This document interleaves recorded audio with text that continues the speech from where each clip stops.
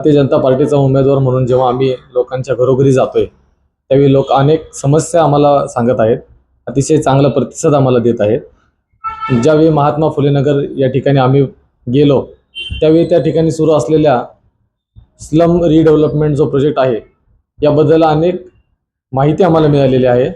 या माहितीनुसार या प्रभागातील विरोधातील जे उमेदवार आहेत ते वेळोवेळी जाऊन येथील नागरिकांना धमकवत आहेत की जर तुम्ही आम्हाला मतदान केले नाही, आम्हाला सपोर्ट केला नाही तर आम्ही तुम्हाला घरे अपात्र करू. पात्र झालेल्या नागरिकांची सुद्धा घरे अपात्र करण्याची धमकी त्यांना दिली जात आहे.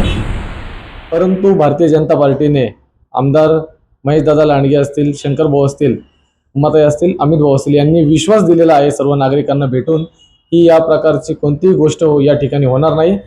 प्रत्येक आपल्या प्रभागातील प्रत्येक वस्तीतील नागरिकाला या प्रोजेक्टमध्ये नक्कीच घर मिळणार आहे. एसआरएच्या स्कीम करतात हो, काही लोक एसआरएच्या स्कीम करतात आणि ते एसआरए जसं काय म्हणजे